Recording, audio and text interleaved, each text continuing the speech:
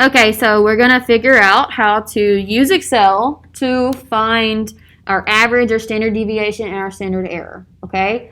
And then you can always come back to this video for whenever you do it yourself, all right? So right here, we've got our solutions, and this is what the potato was put into, okay? So a 0, a 0.4, 0.6, and 0.8. And then we had 3 tables that worked with a potato, and they've had a potato in each solution. Are y'all all with me? How that happened? Okay. So what this looks like right here. I've got my independent variable in my A column. Then I've got my dependent variables here in B, C, and D. So what's going to make this easier for you, I'm going to delete this first. So this is how you would first set up your Excel sheet, okay, with all of your stuff. But what I always do is I copy this variable right here, or what variable? Can anybody tell me? Independent. The independent variable. I'm going to insert it right here before my average. Okay? The reason I'm going to do this is it's going to save my life whenever I need to create my graph. Okay? So I just go on and put that there. So whenever we're trying to find an average, we're going to hit equals. You're going to type average. Honestly, it should pop up for you like this with a drop-down menu, and it's all capital letters average, okay? And then you can come here and you can either type B2 colon, so that's saying through D2. So you can do it like that, okay? Which I don't want to know that the number with my table, but I'm just giving you an example. So you can type it in there, or what I like to do is click it. So I'm doing B3 colon through D3, like that. Okay? Do y'all see how I did that? Mm-hmm. And then you just hit enter. And it gives me my average. No math necessary. Okay? So then we can do that again right here. And we're going to do equals average. And then you can also drag. So you can go across like that and just drag it. Okay? That's superior way. And then make sure you close that parenthesis. Make sure you do not grab your independent variable that you put right here. Okay? That's something you got to make sure you're not grabbing. Okay? Which most of you probably wouldn't, because it's going to be like a word. It's going to be like this kind of mask or wood or whatever, okay? So, but for like this example, it's a number. Therefore, it's easy to actually grab it. So just don't grab it, okay? So here's the next awesome part of Excel. You can actually drag. If you can kind of see that my pointer has now become a plus.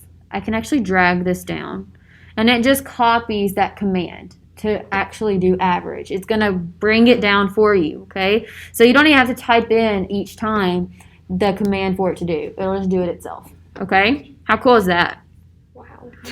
Okay, so now we're going to find standard deviation. You are not going to have to report standard deviation in this, but you have to find standard deviation to find your standard error, okay?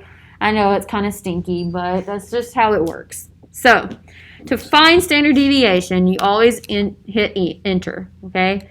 And then we're going to type ST-DEVA, okay? There's a ton of different deviations that you can choose from. Just choose the DEVA, okay? We always choose the DEVA. ST-DEVA, okay? And it's going to open that parentheses for you whenever you choose it. So then we're going to do the same thing. We're just going to drag from that B3 all the way to table 3, which is our D3. And I'm going to close that parentheses, hit enter, okay? And then since this is on recording and y'all can go watch it again, I'm not going to do it again. Is that okay? What is it measuring? Statistics. Okay. I don't want to blow your mind right now. Okay. Because it's a little over what you're learning right now. It's higher than the grade level math you're learning. A little bit.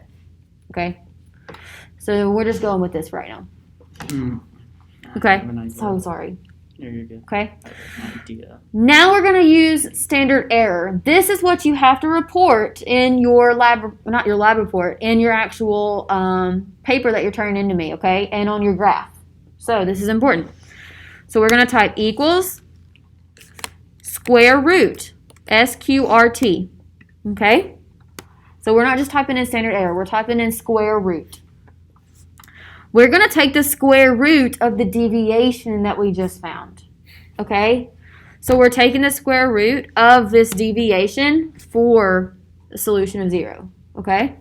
So this standard deviation, then I'm dividing it by the number of replicates, okay? So I had 3 replicates. I had 3 potatoes that were being measured for a solution of 0, okay?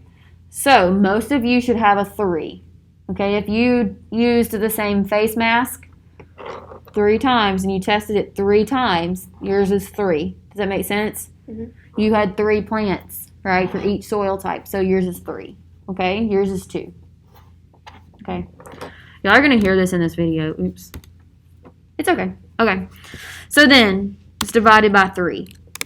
And then hit enter, and now I've got my standard error. Okay? So, yeah. Just accept it. Just accept the math. Accept it. Just accept it. Okay. So now, here's the next part. We've actually got to create our graph. Okay? So I'm going to come over here, and I'm going to highlight my solution, so my independent variable and my dependent variable columns. Okay? That's why they're both beside each other. You can't copy them if one's over here and one's over here. You can't do that. So you want them side by side. Okay? So I'm going to come up to the Insert tab, and I'm going to just go to Recommended Charts. And for this one, I want a line graph. Yours might be different. We can talk about which graph you need to use. Okay? We'll talk about it individually. First things first, we do not, in science, or in at least biology, want a title on our graph. No. Delete. Okay? So then, you're going to come up here to Add Chart Element. And you got to put your axis titles. Okay? So then I'm going to add a primary axis title. And this is my solutions. Then we're going to come right here. I'm going to add a vertical.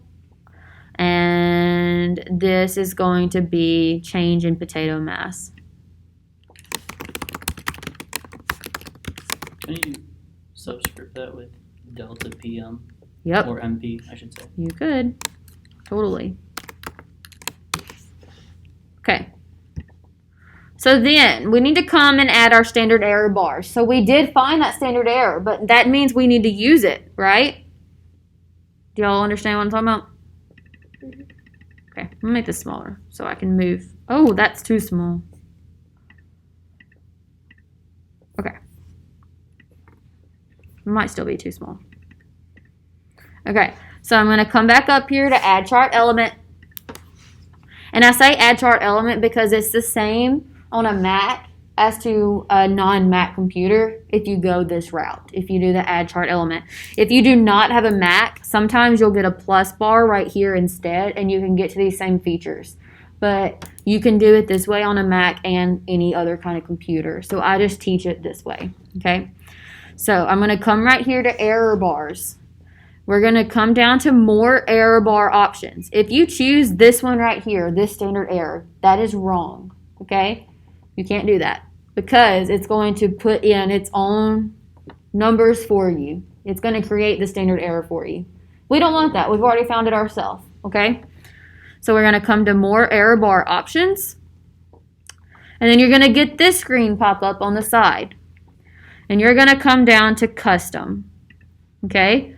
So when you hit custom, it's going to become wonky on your graph, and that is okay.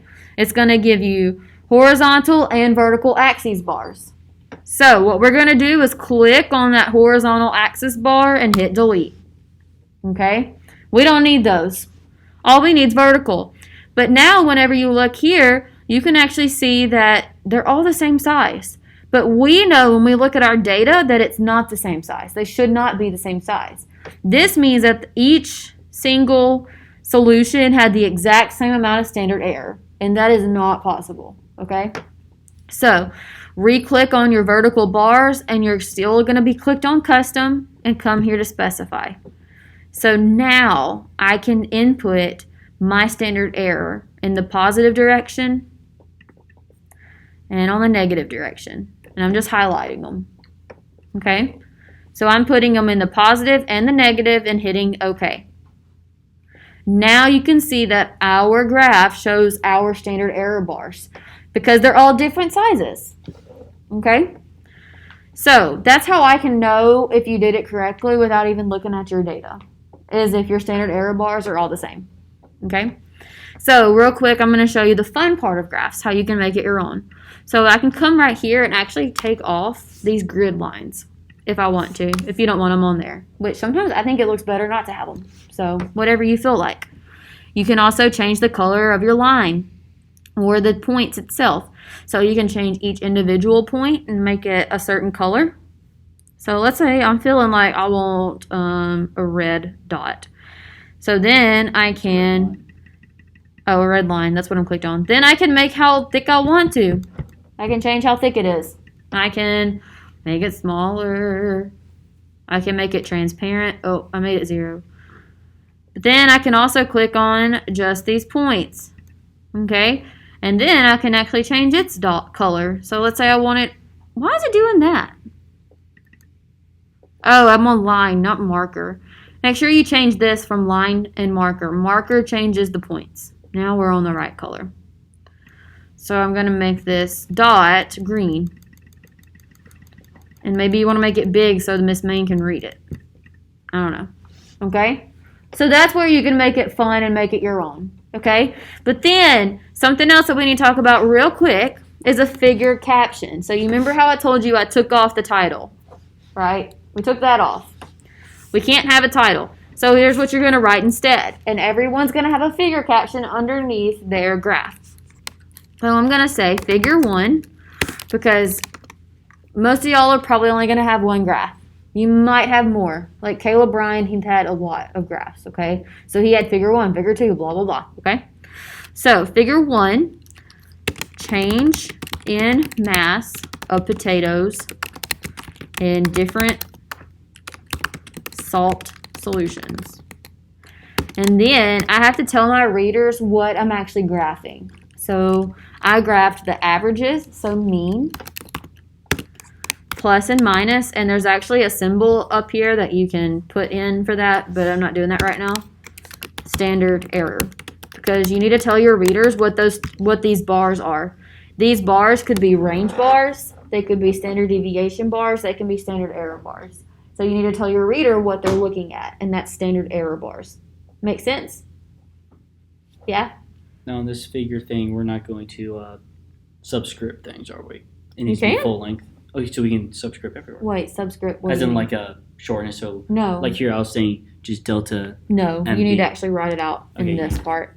You can subscript it here. When you said subscript, I thought you meant like squared or something. Sorry, Dad. I know I'm using the wrong term. No, you're I just okay. realized that. We're good. Okay, does this make sense? Everyone's got to have a figure caption. Then you can refer to it in your discussion. Referring to figure 1, you can look at this and see what it's saying. Y'all good? Yeah? Okay, so that's how to use Excel. You can go and try in Google Sheets, see if you can use this, copy it, see if it works.